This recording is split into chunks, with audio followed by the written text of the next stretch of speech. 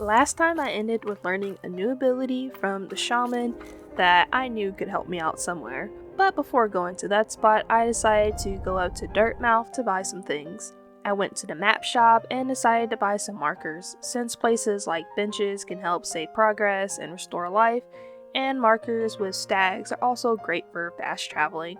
The map was updated to show the markers I purchased, and I set out to encounter the armadillo monster that I encountered a while ago. But before I went there, I discovered that there were breakable walls, and I was able to save another caterpillar friend. Anyway, back to the main task.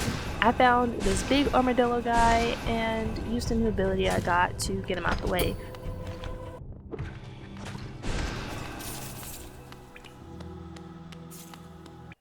After getting past him, I made it to this new area called Green Path. I wasn't too sure what to expect, but I found a few new enemies like these little shrub guys. And then there was also this moth guy that has this dangerous gas.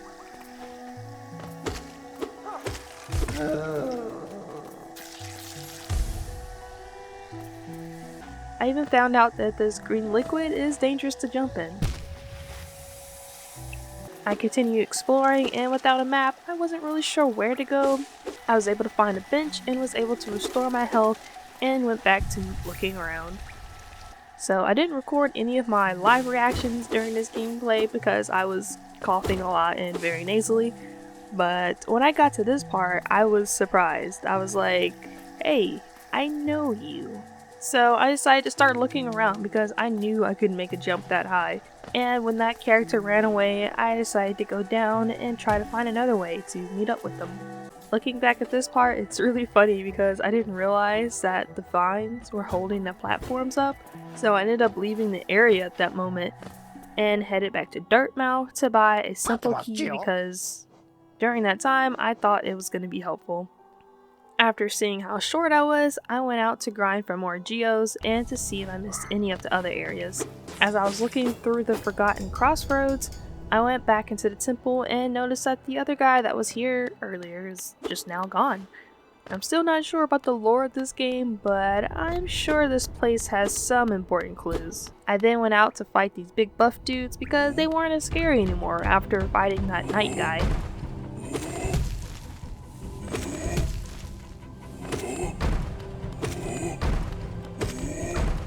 I get a bit greedy and try to go for a few more hits here, and when I'm low on health, I just run right outside the reach to heal myself.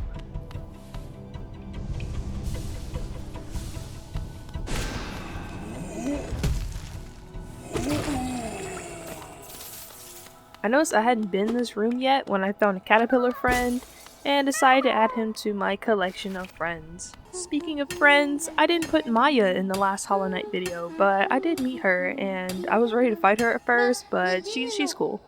I really wanted to venture down there since I saw something, but I wasn't sure how to break the stone floor yet.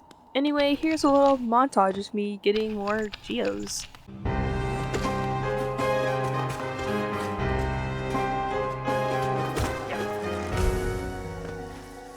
So after I had enough geos, I bought a key, and I used it on this building right outside Dirtmouth.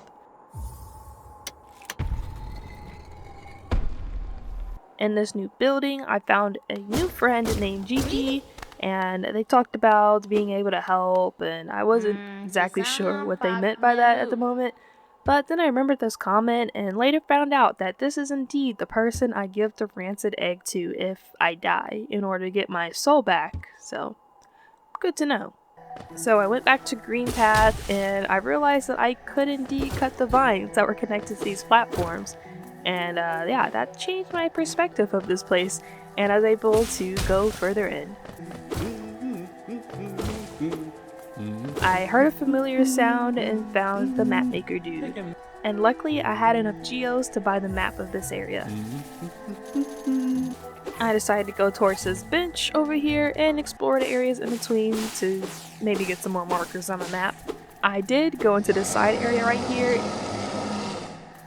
After this thing gave me a roar, I told him, you know what? have a good day, and left him to whatever he was doing. On my trip to the other bench, I found more caterpillar friends, discovered new enemies, and I even found a rest area closer to the last one.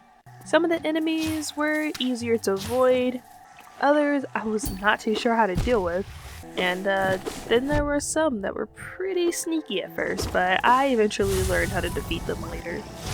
I then saw a familiar face that I almost forgot we were trying to follow in the first place. They went up and I followed them, and when I got towards the top of this area, I was surprised to see that this bench was blocked off, but luckily, again, I had enough geos to unlock this area. I wasn't exactly sure which way the other bug knight went, so I just kept going up and I found this stone with some type of riddle on it. Then I decided to go back down and to the right of that path. I saw this conspicuous looking bush, and when the gate shut, I was like, oh, Neptune. Okay, so this is when my gameplay slows like all the way down because I decided to do a lot of exploration before going back to that grass guy. So I'm gonna skip a large portion of my wandering gameplay to something that's more exciting, like trading a rancid egg for the first time. I bought this in the last episode because I thought that I could use it in the temple, but I couldn't. So I gave it to Gigi, and they retrieved my soul for me.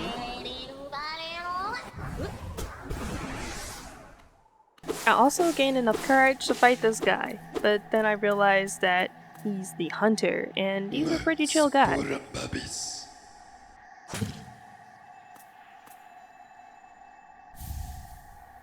He gave me a hunter's journal, so when I defeat enemies, information about them gets written into a log.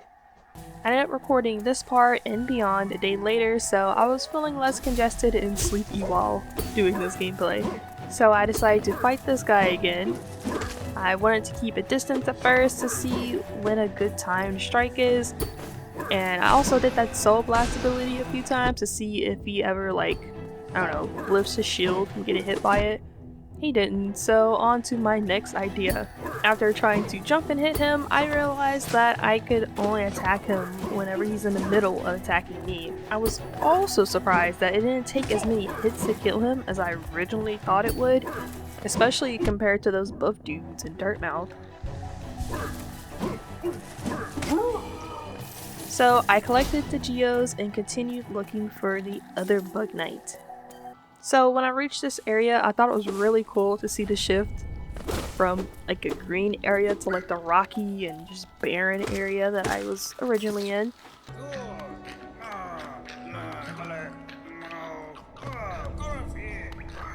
So seeing the enemies from the Forgotten Crossroads was neat, but even though I wanted to continue forward, I was distracted by some type of commotion happening.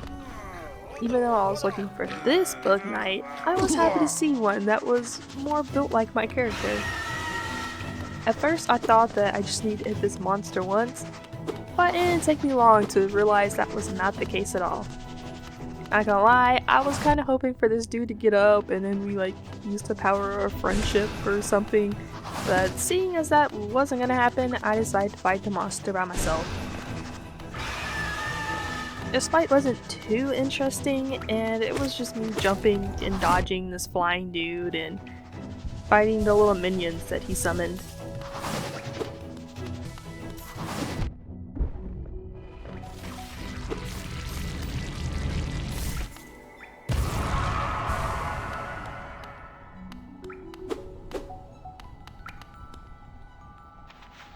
After defeating this monster, my fellow short knight friend acted like he had things under control and introduced himself as Zote the Mighty.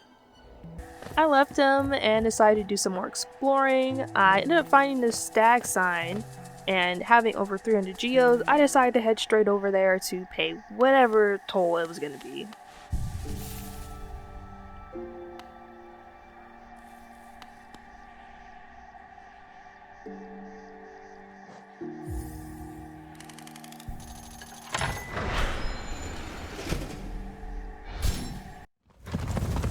I ended up going back to Dirtmouth, and I was surprised to see that Zote was just hanging out up here. I also wanted to go back to remind myself of the prices of things, and I came back not too much longer to buy another charm. Anyway, I went back to Green Path and decided to go to this important looking place, and behold, the other Bug Knight that I was originally looking for. He's just standing there, menacingly! She seemed a bit angry seeing me, and I was like, what did I do? She then says that she knows what I am and what I'm trying to do, and I was like... And then I heard the boss music and knew things were about to get crazy. I died a few times here, 3 to be exact. But I was able to learn a lot about Wahneta's abilities, so I'll just get to the battle where I managed to win. Going into this battle for the 4th time, I knew that my biggest enemy was my impatience. A lot of the times I would try to jump in between the sword when she threw it to get a few hits in, which I know is possible, but probably not the smartest thing for me to do. I also have to remember to try to avoid getting stuck in a corner, because the dash attacks, especially when the Hornet does it from the air, can be really hard to dodge. I spent this battle keeping good enough spacing to dodge, and also attacking when I knew for sure I wouldn't get comboed too bad. This battle wasn't perfect, but I'm happy to have seen some progress after a few failed attempts. And while I could have gotten some free hits in here, I decided to take the time to heal instead, just in case.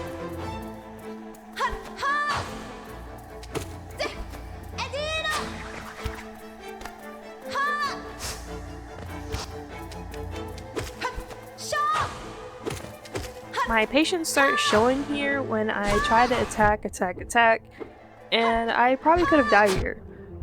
But that circular thread move gives me enough time to heal up. There are definitely times I could have used the Soul Blast more to shorten this battle, but I was pretty invested in fighting with my sword at this point.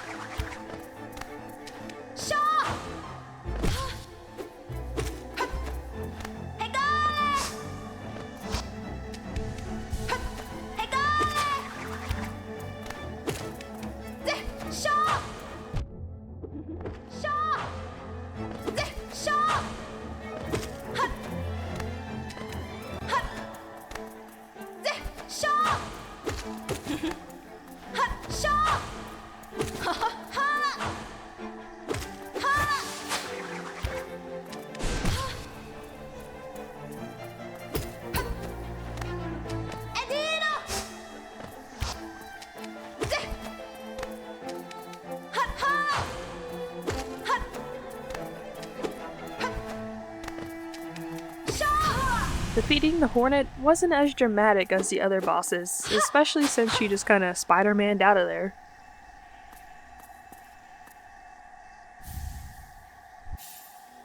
But after the fight, I got a new ability, and yeah, these buggy people showed up.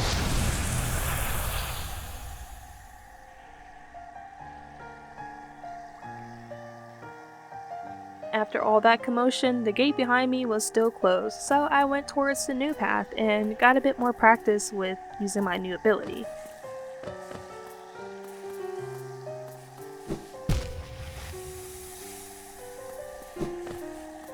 After a bit more walking, I made it to an even newer area called the Lake of Oon. And instead of approaching that guy right now, I'll just head into this building and end things here. So yeah, thanks for watching this video, and until next time, see you later.